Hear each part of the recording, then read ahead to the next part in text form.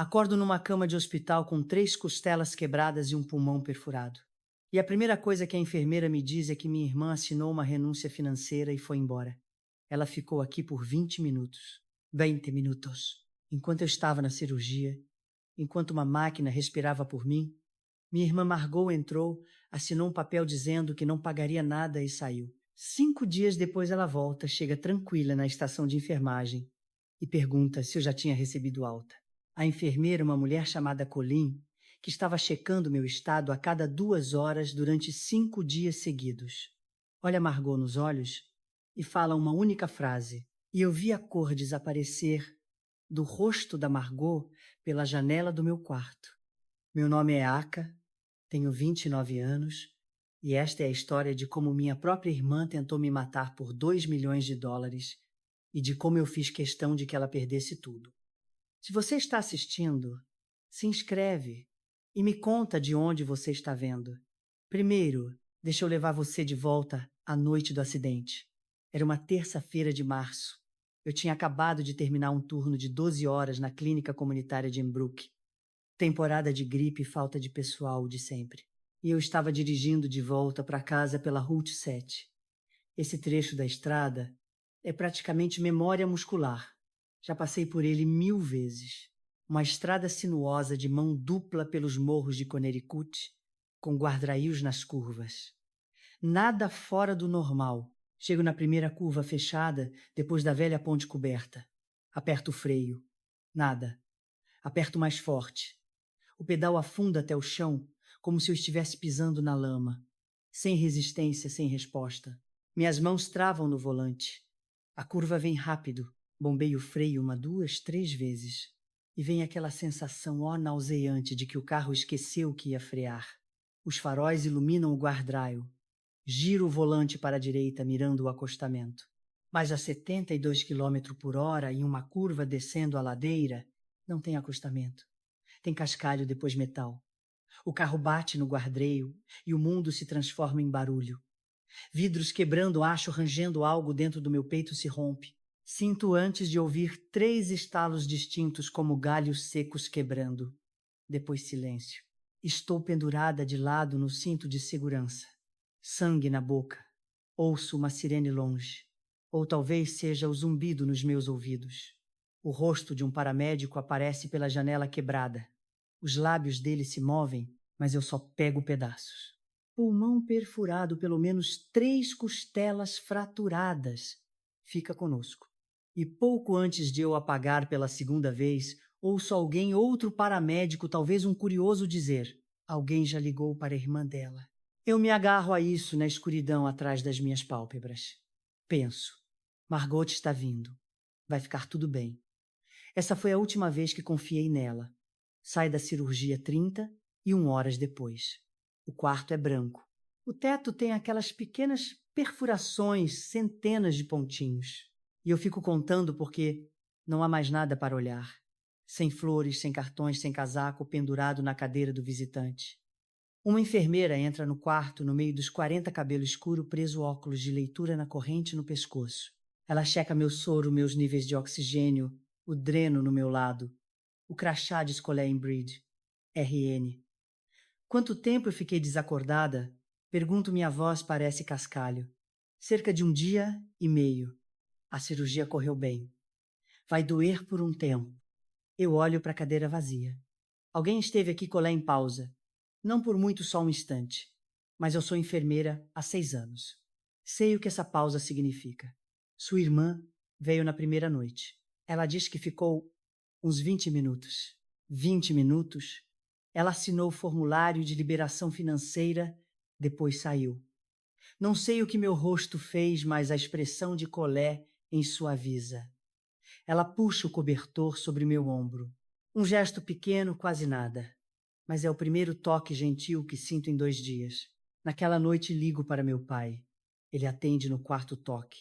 A voz dele tem aquele tom frouxo e meio arrastado que conheço a vida toda. O som de Gerald de Sancla, depois do terceiro bourbon. Oi, querida. Margot disse que está cuidando de tudo. Não se preocupe, pai. Estou no hospital. Fiz cirurgia. Certo, certo. Margot nos contou. Disse que você está bem. Eu desligo, fico olhando para o telefone, na mão colé em volta, para ajustar meus remédios para a dor. Ela me olha e fala baixinho. Esse formulário financeiro significa que ela garantiu que o hospital saiba que não vai pagar nada disso. Eu não respondo. Só fecho os olhos e começo a contar os azulejos do teto de novo. Preciso falar sobre Margot e eu. Crescendo. Margot Sankler era como filho e eu girava ao redor dela. Nosso pai bebia, nossa mãe chorava. A casa era um lugar para sobreviver, não para viver. E Margot, 5 anos mais velha, afiada como uma lâmina, era quem tornava tudo suportável. Ela me puxava para o quarto dela nas noites piores, colocava fones nos meus ouvidos e sussurrava: só ouça a música, eu cuido disso. Me levou de carro para a entrevista da bolsa de estudos na faculdade quando eu tinha 17. Ficou no carro por 3 horas, motor ligado para o aquecimento não morrer. Quando entrei, depois mãos tremendo, ela disse: você vai conseguir. Vai sair dessa cidade e eu vou me orgulhar muito de você. Acreditei em cada palavra, mas Margot tinha um hábito que só percebi muito depois. Cada favor vinha com recibo, cada gentileza tinha registro. Sacrifiquei tanto por você, ela dizia casualmente, como quem comenta sobre o tempo. E eu sentia uma pontada no peito, uma culpa silenciosa, como se devesse algo que nunca conseguiria pagar. 5 anos atrás, Margot se casou com Bretielde, um incorporador imobiliário, com um sorriso grande e promessas maiores ainda.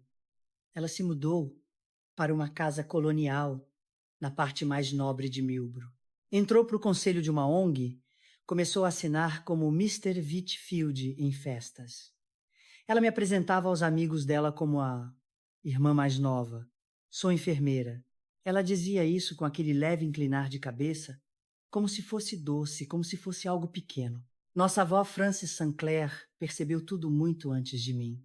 Na última vez que a visitei antes dela falecer, ela segurou minha mão e disse: sua irmã ama a ideia de família Cássia. Você ama as pessoas de verdade. Na hora eu não entendi o que ela quis dizer. Hoje eu entendo. Dia 3 no hospital. Estou apoiada em travesseiros tentando comer purê de maçã com a mão esquerda porque meu lado direito é o mapa de hematomas. Quando Danny Ox entra. Danny e eu fomos colegas de faculdade. Hoje ele é mecânico e toca uma oficina na beira da cidade. Daqueles caras que falam com os motores como se fossem pacientes.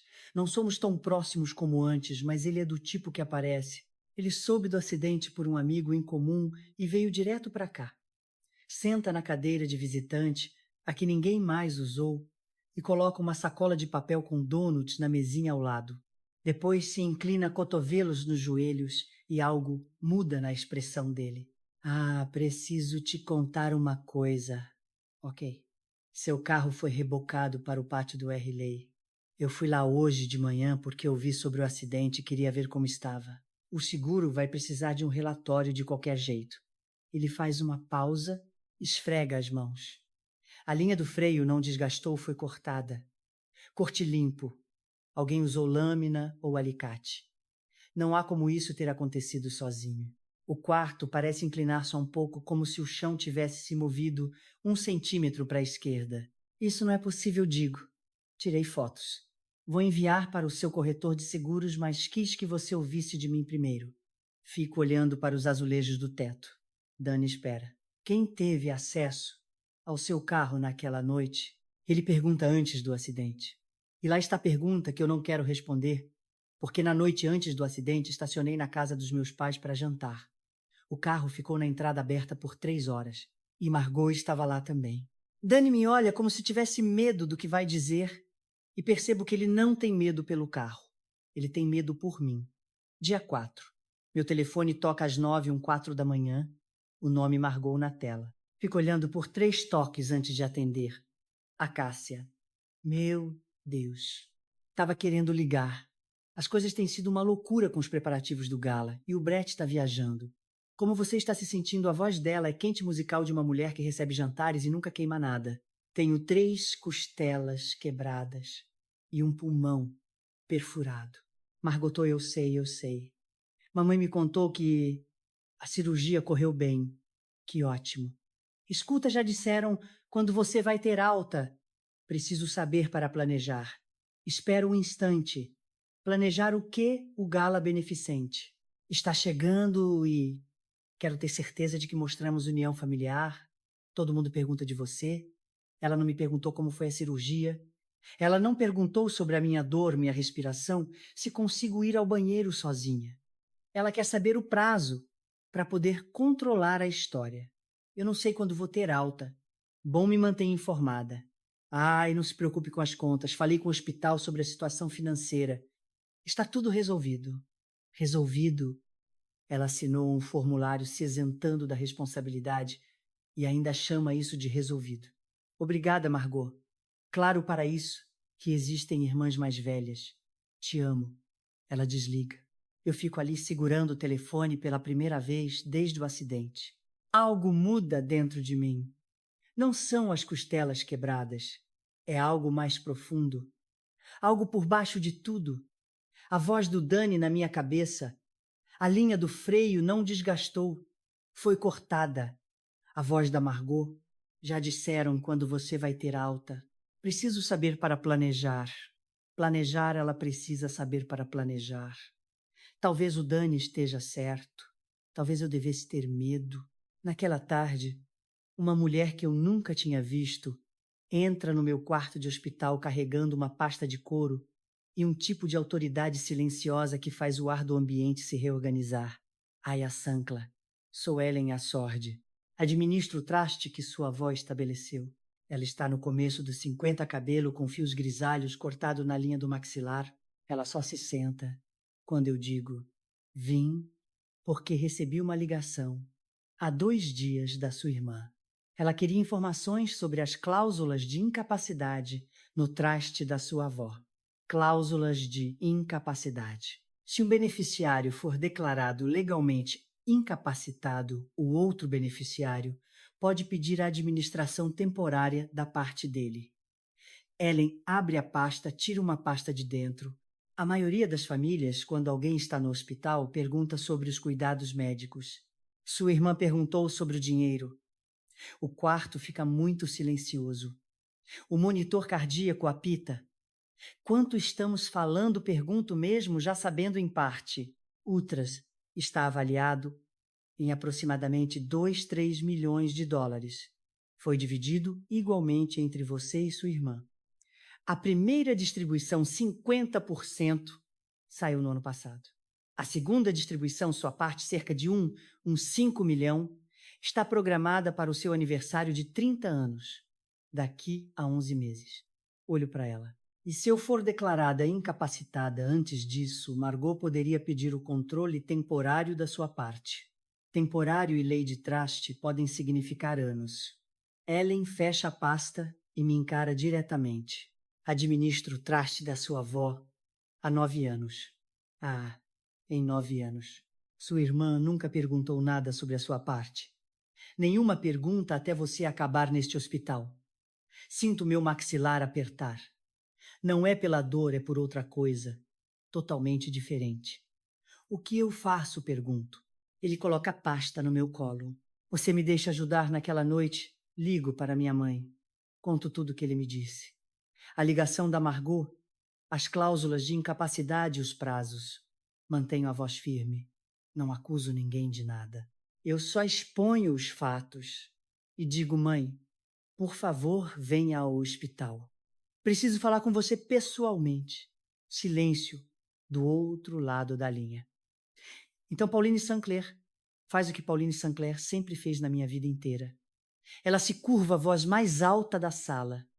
Margot diz que a Ellen está tentando criar problemas, que a situação do traste é complicada e que ele está exagerando. Mãe, você ao menos me viu desde o acidente. Mais silêncio agora, mais longo. Então meu pai atende. A voz dele está frouxa. São 6 da tarde e ele já tomou 3 drinks. Sua irmã está cuidando de tudo. Para de complicar mais do que precisa. Fecha os olhos. Pai, alguém cortou a linha do meu freio. Isso vamos a. Isso é dramático.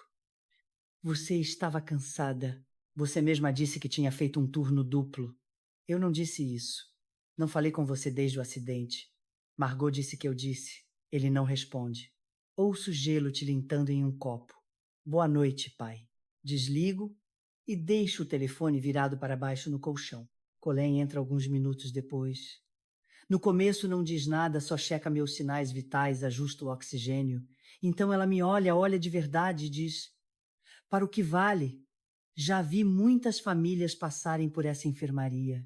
As que não aparecem. Sempre há uma razão, e nunca é uma boa razão. Ela apaga as luzes e fecha a porta suavemente atrás de si. Eu fico deitada no escuro, ouvindo o monitor cardíaco marcar os segundos. Noite 4. O hospital fica silencioso depois da meia-noite. Só o zumbido das máquinas e o rangido ocasional de sapatos no linóleo. Deitada de costas olho para o teto escuro e penso.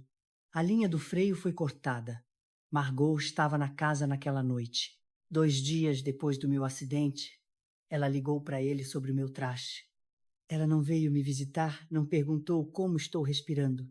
E meus pais escolheram a versão dela da história sem ler uma única página da minha. Penso na vovó Frances. No último dia de ação de graças antes de morrer, ela me puxou para o lado na cozinha e disse: sua irmã ama a ideia de família ácara. Chart Einstein confundir essas duas coisas. Eu não entendi na época. Agora entendo. Às 7 da manhã seguinte, ligo para Helen. Quero proteger meu traste, digo, e quero saber exatamente o que minha irmã tem feito. Então começamos a documentar tudo, silenciosamente. Não estou fazendo isso por vingança. Estou fazendo porque alguém tentou me matar e ninguém da minha família parece se importar o suficiente para perguntar o porquê. Ellen faz uma pausa. Então diz algo que me gelou o sangue. A Cássia tem mais uma coisa. Sua irmã entrou em contato com um psiquiatra esta semana, o Dr. Leland Porter. Ela perguntou sobre o processo para que alguém seja avaliado quanto à incapacidade legal. Aperta o telefone. Ela não está esperando você se recuperar. Ellen diz que Margot está construindo um caso para que você seja declarada incapacitada. Se ela conseguir, controla sua parte do trash antes mesmo de você ver um centavo. Os azulejos do teto me encaram de volta. 216 deles. Já tive tempo de sobra para contar. Então é melhor agirmos mais rápido do que ela. Digo que preciso contar sobre a vida da minha irmã, a verdadeira, não a versão do Instagram. Margot se casou com Brett Elde porque ele era bonito, ambicioso, e disse que ela nunca precisaria se preocupar com dinheiro. Nos primeiros TR anos, isso era verdade. Brett comprava e vendia propriedades, fechava negócios, dirigia uma Range Rover preta. Eles compraram a casa colonial na Mori de 4 quartos, varanda ao redor, o tipo de casa que já diz, conseguimos-a antes mesmo de você chegar à porta. Depois, Brett apostou tudo em um projeto residencial chamado Rideline Estates, 20 e 2 casas de luxo e um terreno na colina fora de Millbrook. Ele pegou um 8 milhões emprestado. O projeto parou licenças. Emperraram os investidores. Desistiram. O banco enviou cartas, depois mais cartas. Margot descobriu, quando o cartão de crédito deles foi recusado em um restaurante na frente de 3 amigas do Conselho de Caridade. Naquela noite, eu soube disso depois pelo investigador da Helen. Brett sentou na ilha da cozinha de frente para Margot e disse palavras. Conserta isso ou estou fora? Conserta isso. Como se ela fosse uma empreiteira e o casamento uma torneira vazando. Margot olhou para sua vida. A casa com a varanda, o gala de caridade com o nome dela no programa, as amigas que a chamavam de Mr. Whitfield. E ela entendeu. Sem dinheiro, Brett vai embora. Sem Brett, a casa se vai. Sem a casa, os amigos se vão. Sem os amigos, ela é só Margot Sinclair, da casa de um pai bêbado, do lado errado de Millbrook. Minha parte do trust da vovó Frances, uns 5 milhões de dólares com distribuição em 11 meses, era o único número que podia salvá-la. Minha irmã não tentou me matar porque me odeia. Ela tentou me matar porque o marido disse para ela resolver o problema do dinheiro. E eu era a solução mais fácil. Dia 7. Me deram alta com uma pasta cheia de instruções. Nada de levantar peso, nada de dirigir. Fisioterapia, 3 vezes por semana. Retorno ao pneumologista em 10 dias. Meus pulmões ainda assobiam quando respiro fundo. Não volto para casa. Meu apartamento na cidade Margot tem uma chave reserva. Ela tem uma desde que me mudei há 3 anos. Para emergências, disse ela. Nunca pensei em perguntar de que emergências. Também não vou para a casa dos meus pais. Colette organiza tudo. A mãe dela, John Brad, mora sozinha em uma pequena casa estilo Cape Cole, na Count Road 9, uns 15 minutos de Embro. 2 quartos, horta nos fundos, um gato chamado Biscuit, que dorme no radiador. June tem 72 anos e é afiada como uma faca e não faz perguntas que não precise de respostas. Fique o tempo que precisar, Colette me diz, entregando uma sacola com roupas limpas que pegou em uma loja de segunda mão. June gosta de companhia e ninguém da sua família sabe onde ela mora. Pela primeira vez na vida não digo para minha família onde estou. Não mando mensagem para Margot. Não atualizo meu pai. Não ligo para minha mãe. Sento no quarto de hóspedes de June, costelas doendo, respirando em pequenos goles. E sinto algo que não senti há anos. Silêncio. Não o silêncio de ser ignorada, mas o silêncio de estar segura. Ele me envia um e-mail seguro naquela noite.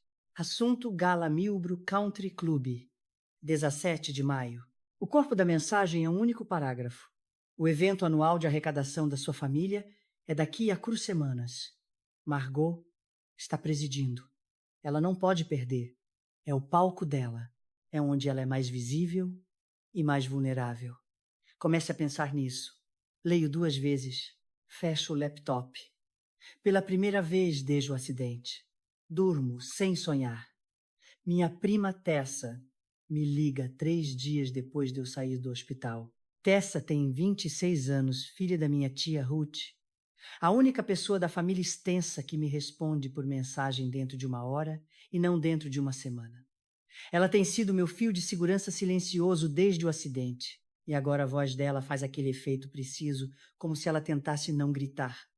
Margot fez um jantar de família ontem à noite, diz ela, na casa dos seus pais. Certo? Ela chorou. A lágrimas de verdade sentou-se na cabeceira da mesa e disse a todos: você se recusa a voltar para casa, está afastando toda a família, está passando por algo, e ela tentou tanto ajudar, mas você não deixa. Fecha os olhos. O gato da Jumbicite pula na cama e se enrosca na minha cintura. O que todo mundo disse? Pergunto. Seu pai concordou com a cabeça. Sua mãe segurou a mão da Margot. Tia Ruth disse que iria rezar por você. Todos abraçaram a Margot. E você? Eu fiquei no canto e comi meu frango. Quase acreditei nela também. Ah, ela chorou de verdade, lágrimas de verdade. E todo mundo a abraçou. Respiro fundo. As costelas reclamam. Tem mais uma coisa, diz Tessa. E a voz dela baixa. Margot ligou para a clínica onde você trabalha. Perguntou sobre a política de licença médica por questões de saúde mental. Especificamente perguntou que documentação é necessária para colocar alguém em licença médica involuntária. O quarto fica completamente silencioso. Ela não está só dizendo que você está instável. Tessa diz que ela está construindo um rastro documental. Olho para o teto do quarto de hóspedes da June. Não tem azulejos de hospital. Tem gesso antigo e uma pequena rachadura em forma de rio. Tessa, obrigada por me contar. O que você vai fazer? Vou deixá-la falar. Quanto mais ela fala, mais fundo ela cava. 2 dias depois ele dirige até a casa da June com uma pasta Manila e um homem que eu nunca tinha visto. A AK. Este é Ray Kendall, ex-policial estadual, agora investigador particular. Eu o contratei. Y está na casa dos 50. Corpo compacto, baixo, sólido, sem espaço desperdiçado. Ele aperta minha mão com cuidado atento às minhas costelas e senta à minha frente na mesa da cozinha da June. Deixe-me te mostrar o que temos, diz, espalhando fotografias sobre a mesa. Essas são da inspeção do DY e do acompanhamento do perito do seguro. A linha de freio do seu carro foi cortada com uma ferramenta de corte. Não estava corroída, não estava desgastada, foi cortada. Ele aponta para uma segunda foto. Este é um recibo da Home Depot em Danbury. um conjunto de cortadores de linha de freio automotiva comprado 3 dias antes do seu acidente, pago com um Visa terminando em 4.471. De quem é o cartão, pergunto, embora o frio no estômago já saiba. Registrado em Margot Sanfield. Eu fico olhando para o recibo. 3499. Esse era o valor da minha vida para minha irmã. 3499. Rei continua. Também peguei imagens de segurança do vizinho dos seus pais. Os porteiros têm uma câmera Ring, cobrindo a entrada da garagem que captura parcialmente o quintal da frente do St. Clair. Às 2:03:47 da noite anterior ao seu acidente, uma figura sai da casa em direção à garagem onde seu carro estava estacionado. A imagem não permite identificação facial, mas o corpo e a roupa são compatíveis com sua irmã. Helen abre uma segunda pasta. Um registro de ligação. Brett Field ligou para Margot às 23:30 daquela noite. A ligação durou 11 minutos, 17 minutos, antes da figura aparecer na câmera. Uma ligação de 11 minutos, e depois alguém foi até o meu carro com uma ferramenta de 3,5 e desmontou meus freios. Eu me afasto da mesa. Mãos firmes, voz firme, mas tudo dentro de mim grita. Qual é o próximo passo? Pergunto. Vou fazer uma pausa aqui por um segundo. Estou na cozinha da casa de um estranho com costelas quebradas, olhando para a foto do recibo do cartão de crédito da minha irmã, pelo mesmo equipamento usado na linha de freio do meu carro 3499. Se você ainda está assistindo essa história, vai ficar mais pesada antes de melhorar. Inscreva-se se quiser ver como termina e deixe um comentário. O que você faria se descobrisse que seu próprio irmão ou irmã fez isso com você? As coisas começam a se mover rápido depois disso. Ele me liga na manhã seguinte e a voz dela tem uma firmeza que eu nunca tinha ouvido antes. A urgência controlada de alguém que passou tempo suficiente em tribunais para saber quando o tempo está acabando. Margot entrou em contato com o banco que administra o TRAI ontem. Ela solicitou acesso emergencial, alegando que você está incapacitada e não pode gerenciar suas finanças. Ela pode fazer isso, pode solicitar, mas o banco exige certificação médica de incapacidade para prosseguir. Ela ainda não tem, mas já contatou um psiquiatra e está pressionando. O que você fez? Liguei para o banco, me identifiquei como administradora do trash. Confirmei que você está totalmente capaz e que qualquer saque feito sem seu consentimento vai gerar um processo contra a instituição. Eles recuaram pelo menos por enquanto, mas sua irmã é determinada. Ela vai achar outro jeito. Helen está certa. Naquela tarde meu telefone toca. Margot, deixo ir para a caixa postal. A mensagem tem 40 segundos de açúcar. Oi, irmãzinha. Ouvi que você contratou um advogado. Isso me deixa tão triste. Achei que poderíamos resolver isso como família. É isso mesmo que a vovó teria, querido. Ela invoca a vovó, a mulher cujo dinheiro está tentando roubar, e diz isso com uma voz tão sincera que parece estar lendo as escrituras. Reproduzo a mensagem para Ellen pelo telefone. Ela está te testando, diz Ellen. Quer ver se a culpa ainda funciona. Não funciona. Bom, porque ela vai tentar mais. Pessoas como sua irmã sempre tentam. Apago a mensagem de voz, depois mudo a tela de bloqueio do celular de uma foto minha e da Margot na Natal para uma tela azul simples. É uma coisa pequena, mas pequenas ações são como você começa a desmontar uma vida construída em mentiras de outra pessoa. Ray Kendall é minucioso. Essa é a palavra educada. A palavra real é implacável. Em menos de uma semana, ele mapeou o colapso financeiro de Brett Field em detalhes. O desenvolvimento Rideline Estates 20 e 2 casas de luxo em um lote na encosta nunca saiu do papel permissões travadas. A análise ambiental apontou problemas de drenagem. Investidores desistiram um por um. Brett deve 8 milhões a 3 credores diferentes e só os juros estão o devorando. Mas aqui está a parte que me fez largar o café e encarar a parede. Ray descobriu que Brett está se encontrando com um advogado de divórcio. Philip Voice, escritório em Hartford. 3 consultas nos últimos 2 meses. Ele está se preparando para deixá-la. Y me conta, mas ainda continua ajudando Margot. Na semana passada, ligou para 2 amigos do setor imobiliário pedindo avaliações de ativos do Trash. Ele está se protegendo. Se Margot conseguir seu dinheiro, ele fica tempo suficiente para reivindicar metade no divórcio. Se não conseguir, ele sai. Deixa essa informação assentar. Minha irmã cortou minha linha de freio ou mandou cortar para segurar o marido que já tem um pé fora da porta. E esse marido está ajudando ela a roubar de mim enquanto planeja roubar dela ao mesmo tempo. Margot sabe do advogado de divórcio, pergunto. Acho que não. Então ela está fazendo tudo isso, o trash, o psiquiatra, a performance no jantar de família para salvar um casamento que já morreu. Rei concorda com a cabeça. Seu cunhado está jogando dos dois lados. Está ajudando ela a roubar seu dinheiro e planejando deixar lá assim que conseguir a parte dele. Olho pela janela da cozinha da Jun. Um cardeal está no comedouro. Inclina a cabeça como se estivesse ouvindo. Minha irmã está desesperada.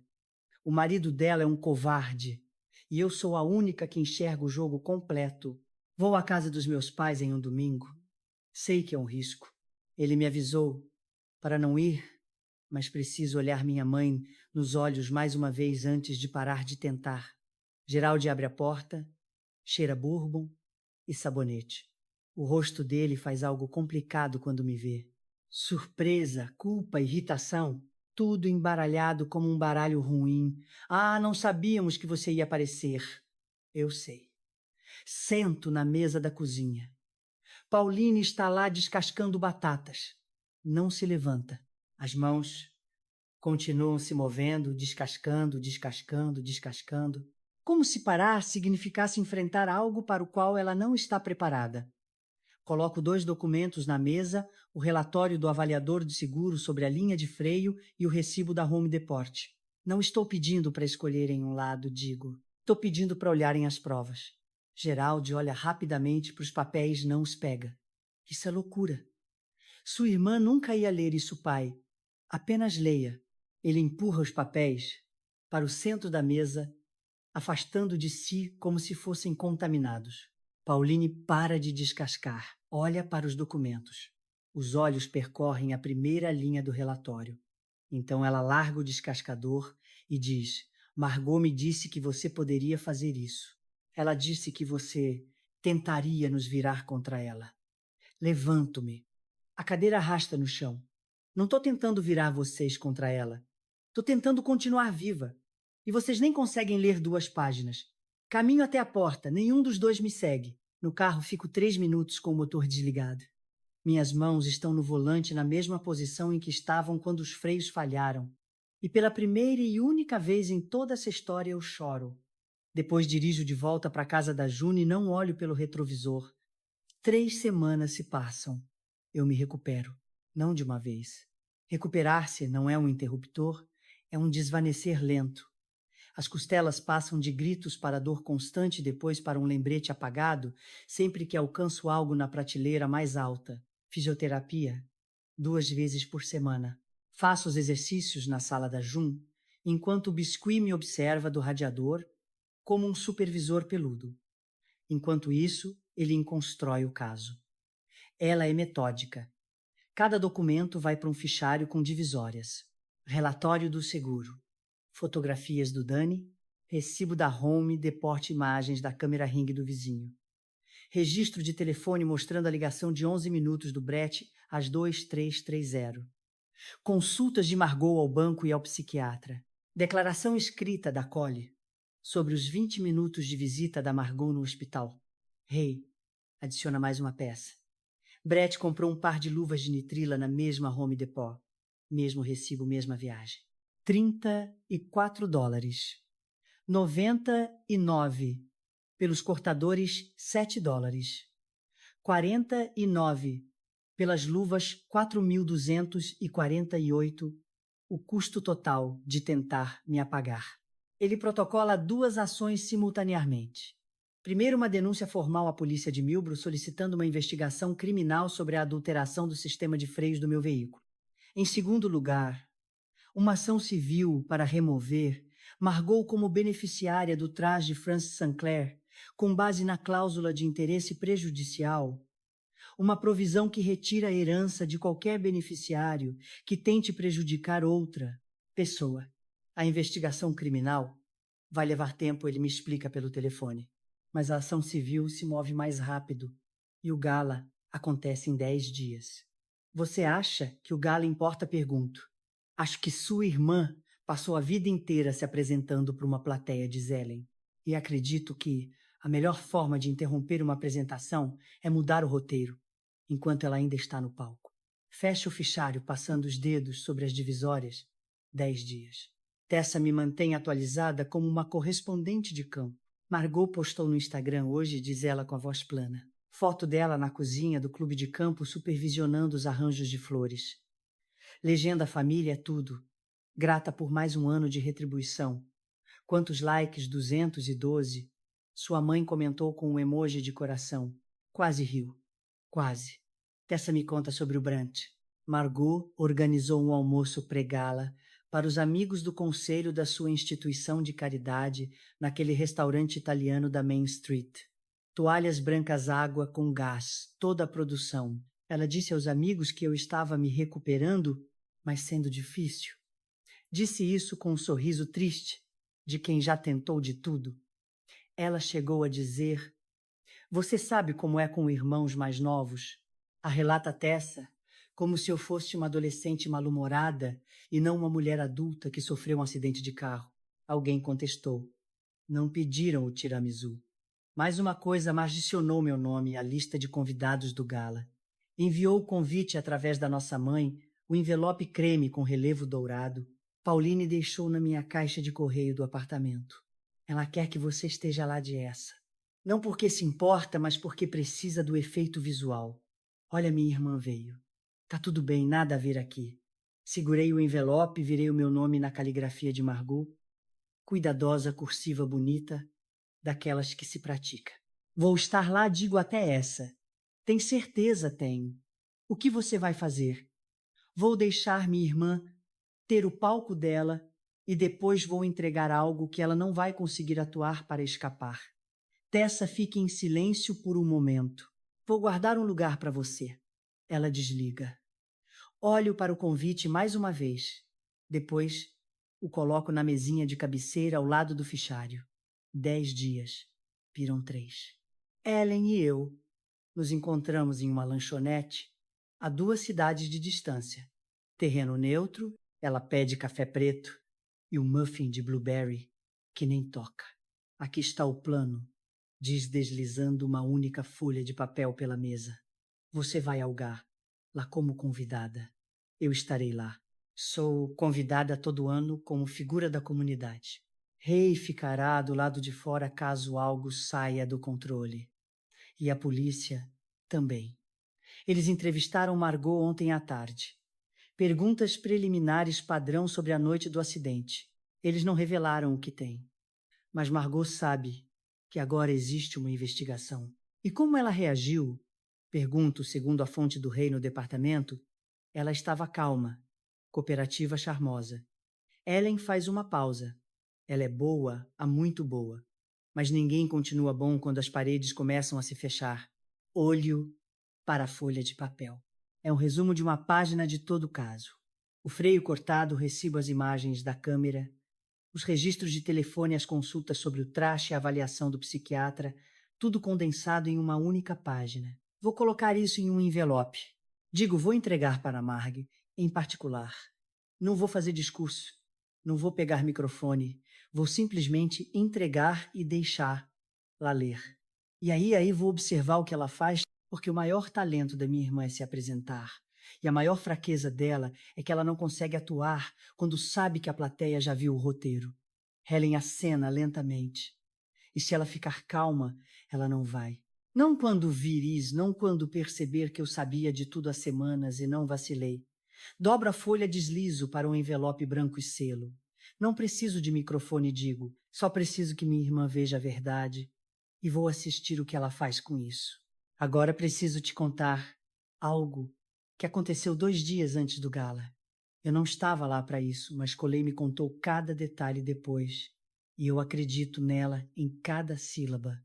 Margot entra no meu bru general às 1:04, 1:05 de uma quarta-feira.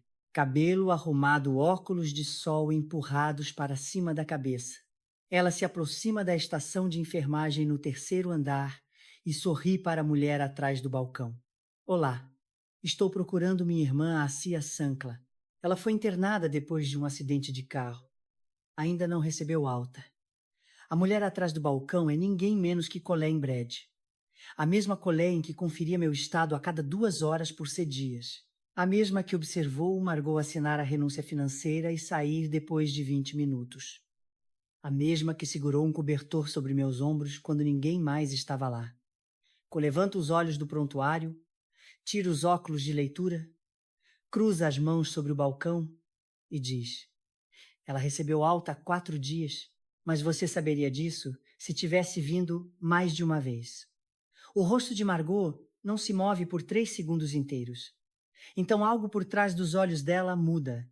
Não culpa, não vergonha, medo. Porque se a Aka saiu do hospital há 4 dias sem contar a ninguém da família onde foi, significa que ela não é mais a irmãzinha indefesa deitada na cama, esperando ser gerida. Onde ela está, Margot pergunta. A voz dela agora está tensa. Para onde ela foi? Sou enfermeira Senhora Whitfield, não um rastreador. Margot se vira e sai rápidos saltos batendo no linóleo. Antes mesmo de chegar ao elevador, já está discando o celular. Colleen me contou depois. Foi a primeira vez que eu vi sua irmã com medo, e para ser honesta, foi satisfatório. Eu acredito nela. Aquele olhar no rosto da minha irmã, quando a enfermeira disse aquilo. Eu não estava lá para ver, mas Colette descreveu cada segundo. E honestamente, foi o primeiro momento, em todo esse pesadelo, em que eu senti que talvez eu não fosse a louca, talvez eu não fosse instável. Se essa história está batendo perto da sua realidade, deixa um comentário e me conta. Se inscreve. Porque o que acontece no Gala é a parte que eu estava esperando para contar. Margot se desmorona em 48 horas. Tessa recebe a primeira ligação. A voz de Margot está aguda, falando rápido. Você falou com a Aka, sabe onde ela está? Ela saiu do hospital e ninguém sabe para onde foi. Tessa coitadamente de forma limpa. Não ouvi nada dela. Talvez ela precise de espaço. Espaço. Ela não precisa de espaço. Ela precisa voltar para casa. Depois Margot liga para a clínica. A recepcionista informa que a Aka está em licença médica prolongada. Nenhuma informação adicional disponível. Então ela liga para nossa mãe. Pauline não sabe de nada porque não há nada para saber. Eu não contei nada para ninguém. Tessa me liga naquela noite. Margot está em desespero. Ela contou para o Brett. E essa é a citação exata. Ela sabe. Tem que saber. Por que mais ela desapareceria? E o que Brett disse? Pergunto. Ele disse, então precisamos acelerar o processo do traste. Claro que disse. Margot tenta uma última cartada. Ela liga para o doutor, Porter, o psiquiatra que ela estava tentando envolver, para me avaliar, e pressiona por uma avaliação de competência emergencial. Mas Porter diz que o paciente deve estar presente e consentir com qualquer avaliação. Ele não pode declarar alguém incapacitada só com base na ligação de um familiar. O que Margot não sabe é que Ellen já enviou uma carta formal ao Dr. Porter. A carta declara que a Assia Sankla é totalmente competente e representada por advogado, e que qualquer avaliação iniciada sem seu consentimento será respondida com uma queixa de uma conduta profissional. Dr. Porter recusou o pedido de Margot, de forma firme. Agora minha irmã não tem acesso ao trash, não consegue avaliação psiquiátrica, não faz ideia de onde eu estou, e ainda tem uma investigação policial respirando no seu pescoço. Ela tem exatamente uma carta para jogar o Gala. 200 pessoas. O microfone, o nome dela no programa. O último palco que ela jamais terá de verdade. Na noite antes do Gala, eu sento no quarto de hóspedes da Jun, com o envelope branco na mesinha, o fichário na cama e o biscuit ronronando aos meus pés. Penso na vovó Francis, não no trash, não no dinheiro. Penso nas mãos dela finas e quentes, sempre segurando as minhas tempo demais, como se quisesse memorizar o toque. A última vez que a vi, ela estava na cama do hospício e me puxou para perto. Me promete. que você nunca vai deixar ninguém, especialmente alguém do seu sangue, fazer você sentir que merece menos do que é seu. Eu prometi. Ela apertou minha mão e 2 dias depois ela se foi. Escolho minhas roupas para amanhã. Um vestido simples azul marinho, sapatilhas, brincos pequenos. Não vou ao gala para impressionar ninguém. Vou como eu mesma. E isso é algo que Margot nunca planejou. Tessa liga às 9 da noite. Margot passou o dia inteiro ao telefone. Tem algo estranho nela. Ela está nervosa. A polícia a entrevistou ontem. Isso explica, ela gritou com o florista. O florista estava mexendo nos arranjos de centro de mesa. Por um segundo quase sinto algo por ela. Quase. Aí eu lembro da linha de freio. 3499. Te vejo amanhã, digo até essa. Reservei um lugar para você. Do lado direito, perto da saída. Só por precaução. Só por precaução. Ellen liga às 10. A entrevista da polícia abalou. Ela sabe que estão investigando. Amanhã, ao entrar naquele salão, ela vai carregar um peso maior do que qualquer um na sala pode ver. Bom, está pronta? Ellen pergunta. Olho para o envelope, para o fichário, para a rachadura no teto de gesso que parece um rio. Não sinto mais raiva. Estou pronta, digo. Agora durmo um pouco. Amanhã vai ser uma noite longa. É a primeira vez em semanas que durmo antes da meia-noite. O Millbrow Country Club parece uma página de revista. Toalhas brancas, cristais hortênsias, transbordando de urnas prateadas. Um quarteto de cordas toca algo suave no canto. 200 convidados políticos locais, empresários, membros do Conselho de Caridade, as mulheres com quem Margot almoça, circulam pelo salão em vestidos de coquetel e ternos segurando taças de vinho como se fossem adereços. Margot está perto da entrada em um vestido carmesim, cumprimentando as pessoas com a precisão de quem ensaiou essa noite centenas de vezes. Ela está radiante, calorosa, tudo o que você esperaria de uma anfitriã. Entro pela porta principal às 18:45. O salão não fica em silêncio. Isso só acontece em filme, mas há uma leve ondulação, há uma pausa. Algumas cabeças te vira. Alguém sussurra algo. Sou a irmã que sofreu o acidente. A irmã que desapareceu. Marg veio segundo uma fração, de momento que ninguém mais percebe. Seu rosto mostra algo verdadeiro. O sorriso vacila. Os olhos se arregalam. Ela parece uma mulher que ouviu um barulho em uma casa vazia. Então a máscara volta. Ela atravessa o salão com os braços abertos. Oh, meu Deus! Aca, você veio. A voz dela ecoa. Ela faz questão de que todos ouçam. Pessoal, minha irmã está aqui. É disso que a família se trata. Ela me abraça. Eu abraço de volta. Ela cheira Chanel e spray de cabelo. Aproximo-me do ouvido dela.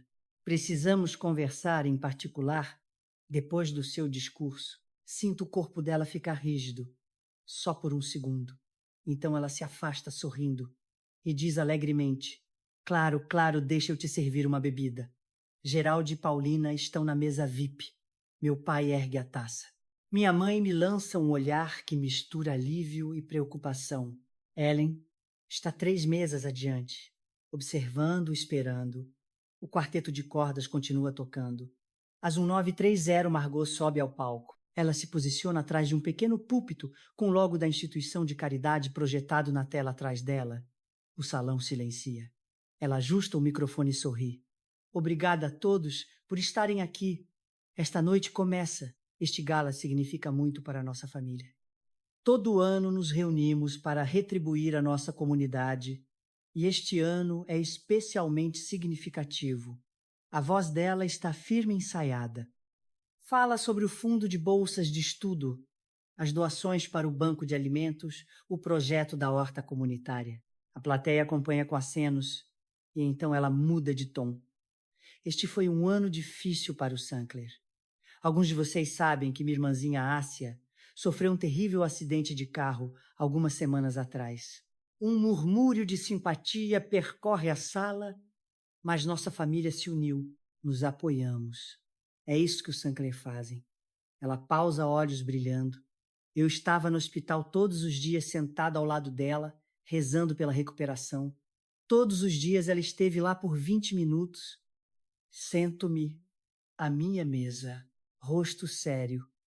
A mão de Tessa encontra a minha sob a toalha e aperta. E hoje à noite Margot continua, a voz quebrando de um jeito bonito. Minha irmã está aqui conosco. Ah, levante-se, deixe todos te verem. 200 pessoas se viram para mim. Eu não me levanto. Levanto apenas a mão em um pequeno aceno com um sorriso educado. O salão aplaude. Margot enxuga uma lágrima e, a 3 mesas de distância, colé em brede, convidada por Ellen, coloca o copo de água na mesa com um clique discreto. Ela olha para Margot como um cirurgião olha para um raio-x. Porque Cole esteve lá. Cole sabe exatamente quantas vezes Margot visitou. Margot termina o discurso. Os aplausos são calorosos. Ela desce do palco corada de triunfo. Não faz ideia do que está dentro do envelope. 10 minutos depois do discurso, encontro o olhar de Margot do outro lado da sala. Inclino a cabeça em direção ao lounge, uma pequena sala lateral com portas de vidro fosco. Ela acena e me segue.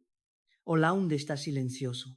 Poltronas de couro, um carrinho de bar, sem uso e iluminação suave. Pelo vidro fosco, o salão principal aparece borrado, cheio de formas e vozes.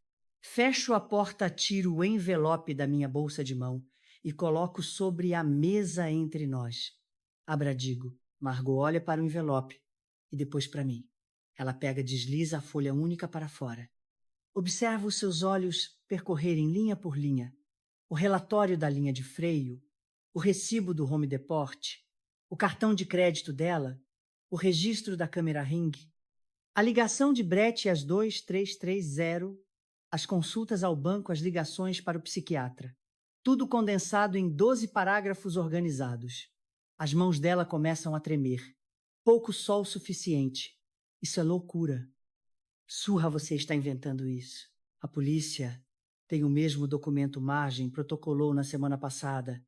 A cabeça dela se ergue de repente. Helen, é claro. Ela tem me envenenado contra você desde que ninguém me envenenou.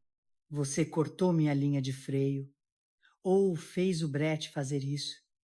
De qualquer forma, está feito. Ela se levanta. O papel treme na mão dela. Não estou aqui para te destruir, digo.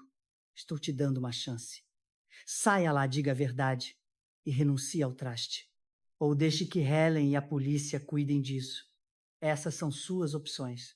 Os olhos de Margot estão molhados, mas desta vez as lágrimas não são encenadas. São reais e parecem diferentes. Cruas, desesperadas, feias. Você sempre teve ciúmes de mim, ela diz, a voz quebrando. Ciúmes, Margot, você cortou minha linha de freio. Não sobra mais nada para ter ciúmes. Ela me encara. Então pega a maçaneta da porta e empurra para dentro do salão. Mas Margot não sai com calma. Ela explode, passa pelas portas de vidro fosco, ainda com papel, na mão lágrimas escorrendo. A voz tão alta que corta o som do quarteto de cordas. Minha irmã está me atacando. Ela contratou um advogado para me destruir. Está inventando mentiras. Mentiras sobre nossa família, sobre o traste da nossa avó. 200 pessoas param de falar. Garfos congelam no ar. Taças de vinho pairam. Eu saio atrás dela. Não digo uma palavra. Margot se vira para a multidão atuando como sempre fez. A performance da mulher injustiçada. Ela está tentando roubar o traste da vovó. Ela é a instável. Pergunte a qualquer um. Silêncio. Aquele tipo de silêncio que pesa. Elenorde se levanta da mesa. Abotou o blazer, caminha para o centro da sala, com a calma de quem fazenda isso em tribunais há 30 anos. Senhora Whitfield e sua Helena Shore, curadora do traste de Francis St. Clair. Tudo que está nesse documento foi verificado, documentado e enviado à polícia de Milbro. Se você quiser continuar esta conversa publicamente, estou preparada para fazê-lo. Margota para a mesa VIP. Brett, diga a eles. Diga que ela está mentindo. Bretelde olha para a esposa. Olha para as 200 pessoas observando. Depois abaixa o olhar para o prato. Não se levanta, não fala uma palavra. Uma cadeira rende. Colleen Bride se levanta. A voz dela é clara e firme. Eu fui a enfermeira noturna quando sua irmã foi admitida. Você veio uma vez 20 minutos, assinou a renúncia financeira e foi embora. Eu tenho o registro do hospital. O salão prende a respiração. 200 pessoas. Nenhum som. Marg olha ao redor cada rosto, cada par de olhos e não encontra nada. Nenhum aliado, nenhum resgate, nenhum roteiro. Ela se vira e sai pela porta. A porta se fecha atrás dela. O quarteto de cordas parou de tocar. E em algum lugar, um copo bate na mesa. Esse é o único som. Eu fico no meio do salão vestida, com meu vestido azul marinho, 200 pessoas me olhando, e não sinto o que pensei que sentiria. Não sinto vitória, não sinto justiça. Sinto como se tivesse acabado de assistir minha irmã caminhar para o penhasco que ela mesma vinha construindo há anos. Geraldi se levanta da mesa VIP. O rosto dele está pálido. As mãos caem ao lado do corpo vazias, sem taça pela primeira vez. Ele abre a boca, mas nada sai. Pauline chora em um guardanapo, os ombros tremendo e não me olha. Não olha para ninguém. Ellen atravessa o salão e fica ao meu lado. A polícia vai contatar a Margot amanhã. A petição civil já foi protocolada. Seu traste está protegido. Aceito. Tessa aparece ao meu lado e coloca o braço no meu. Não diz nada. Não precisa. Olho ao redor do salão mais uma vez. Essas pessoas, políticos, empresários, doadores de caridade, não são meu público, não são meu júri, são apenas testemunhas. E testemunhas foram tudo o que eu precisei, não para humilhar minha irmã, apenas para garantir que a verdade tivesse uma sala cheia de pessoas que a ouviram. Ele me acompanha até a porta. Você lidou com isso com graça, diz. Não me sinto graciosa. Sinto-me cansada. É assim que deveria ser. A adrenalina passa e o que sobra é a verdade, e a verdade pesa. Saio. O estacionamento está vazio. O carro da Margot já se foi. Pensei que sentiria que ganhei algo. Não sinto. Sinto como se tivesse enterrado uma irmã que já estava morta para mim no momento em que cortou minha linha de freio. Essa me leva para casa. As consequências chegam em ondas. Semana 1. A polícia de Milbro, formalmente, acusa Margot Sanklervich, fiel de disposição, imprudente de perigo em primeiro grau. O detetive diz a Ellen que estão montando um caso de tentativa de homicídio, aguardando a conclusão da análise forense das marcas da ferramenta no freio. Se a acusação subir de grau, ela pode pegar de 5 a 15 anos. Semana 2. Brett entra com pedido de divórcio 3 dias após o gala. Não liga para Margot antes. Ela descobre quando os papéis chegam à Colonial na Muride. Segundo Tessa, que ouviu da tia Ruth Margot, sentou-se nos degraus da varanda e leu os documentos 2 vezes. Depois entrou e fechou as cortinas. O advogado de Brett Philip Voice é mencionado em uma investigação policial como pessoa de interesse. O recibo da Home Depot, o cartão de crédito da esposa, mais luvas e ferramentas para mãos masculinas, e a ligação de 11 minutos, às 2330, são suficientes para que os detetives o interroguem sobre possível conspiração. Semana 3. O Conselho da Instituição de Caridade envia uma carta a Margot educada formal devastadora. Agradecem pelos anos de serviço e informam que sua posição, presidente, foi transferida. Ninguém liga para ela. O Instagram dela fica silencioso. Ele finaliza a petição do traste. Um juiz analisa a cláusula. Uma provisão no traste da vovó Frances que desqualifica automaticamente qualquer beneficiário que tente prejudicar outro. As provas são esmagadoras. A parte da Margona no trás está congelada enquanto correm os processos criminais. Se for condenada, perde tudo de forma permanente. Ellen me liga com a decisão. A voz dela é calma, profissional, mas dá para perceber algo por baixo. Talvez satisfação ou só alívio.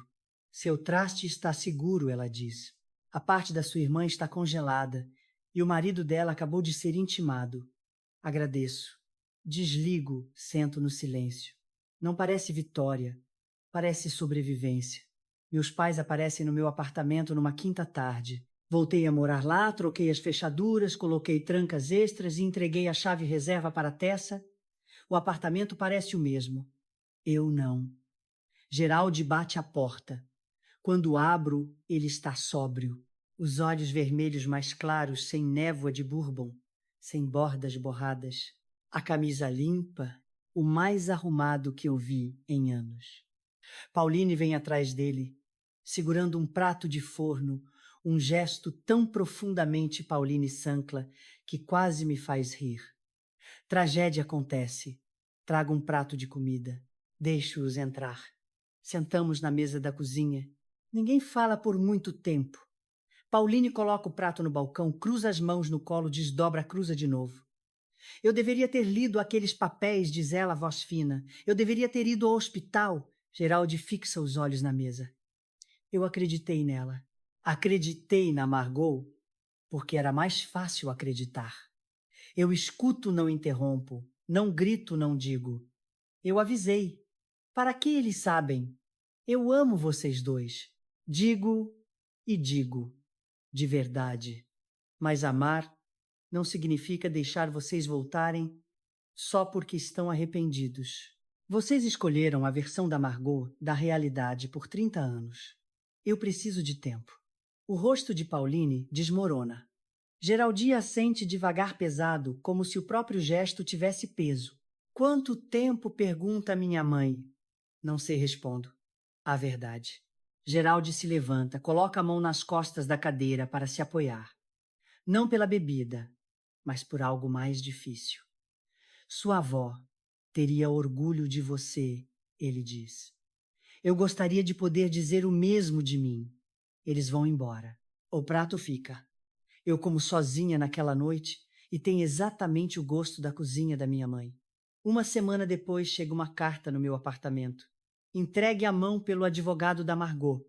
Não pela Margot. Escrita à mão, em papel branco simples. Abro na mesa da cozinha com uma xícara de café. Não bebo. A carta não diz a desculpa. Margot nunca foi boa nessas palavras. Em vez disso, diz: não planejei isso por meses. Planejei numa noite só. Brett disse que ia embora e eu entrei em pânico. Isso não torna certo. Mas você deve saber que eu nem sempre fui essa pessoa. 9 frases no total. Sem desculpas, sem justificativas, sem pedidos de perdão, apenas uma declaração direta e exausta de uma mulher que finalmente ficou sem performances. Li a carta 2 vezes. Depois deixei sobre a mesa e olhei pela janela. Pensei na Margot aos 15 anos na noite em que o pai jogou uma garrafa na parede, o vidro se espalhou e ela me segurou. Eu tinha 10 anos descalça, chorando, e ela me levou para o quarto dela, colocou meus fones e me abraçou até eu parar de tremer.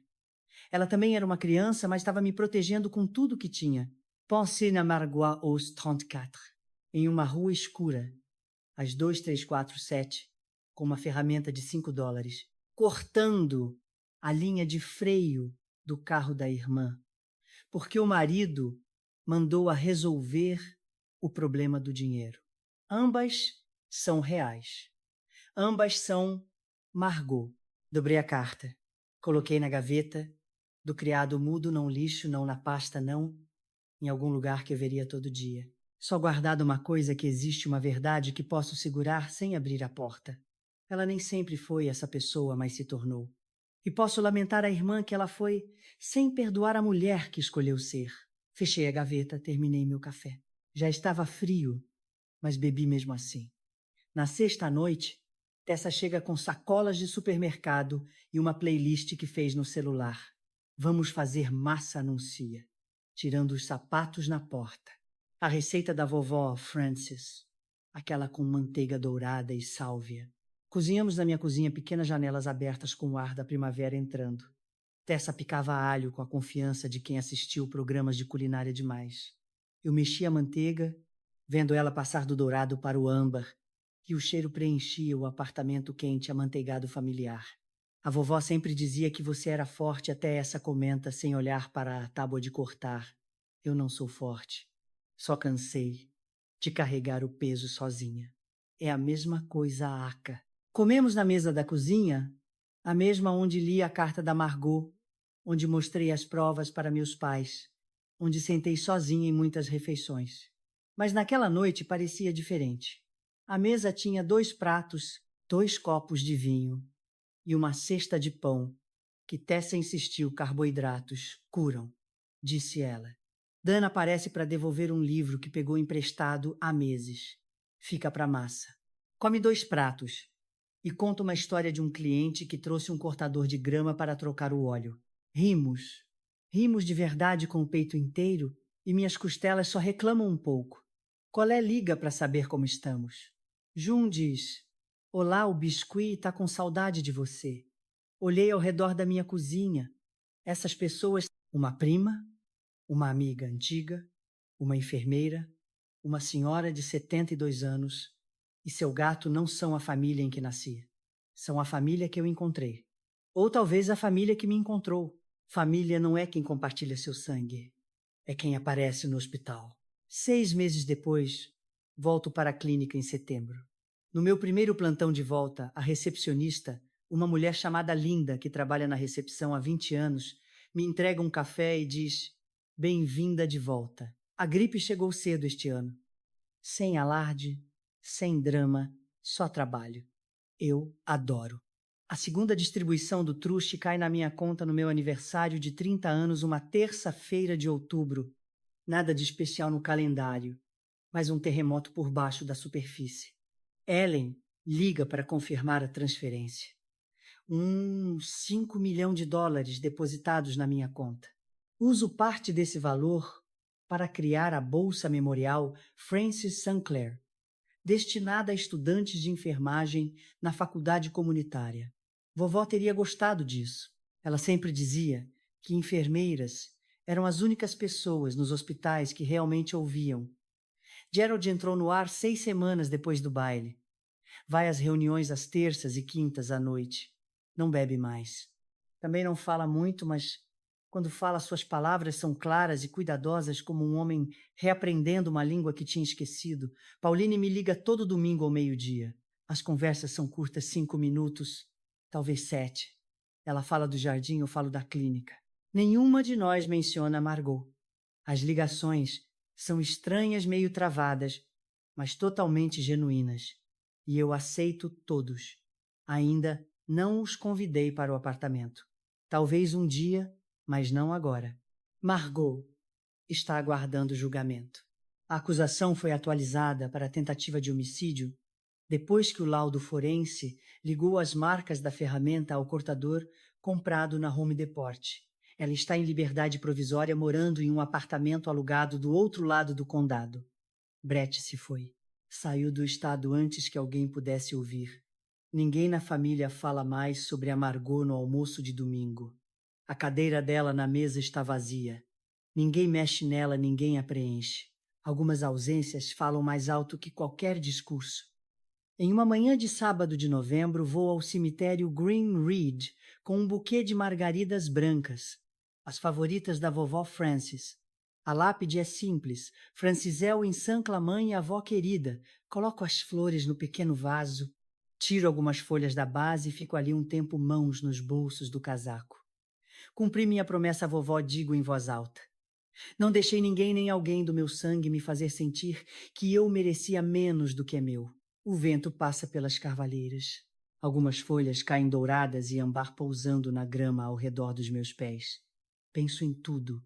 Acordar naquele quarto de hospital, a cadeira vazia, a voz da coleia, e me contando a verdade, as fotos do dia, a pasta da Helen, o envelope branco no baile, o rosto da Margot, quando percebeu que eu sabia. E penso na Margot aos 15, colocando fones de ouvido em uma garota de 10 anos chorando. Vou sempre carregar essa versão dela. Só que ela não pode substituir a versão que tentou me matar.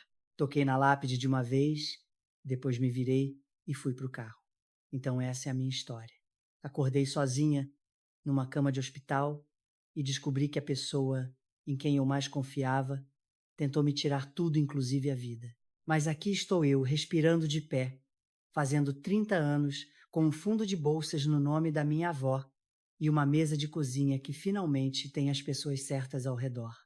Se alguém na sua vida se esconde atrás da palavra família para te machucar, você não deve silêncio a essa pessoa. Você deve a si mesmo a verdade. Se essa história significou algo para você, quero ouvir você. Deixe um comentário. Me conte. Você já precisou estabelecer um limite com alguém da sua família? Ou escolheu a paz no lugar disso? Não há resposta errada. Inscreva-se no canal e confira a descrição para mais histórias como essa.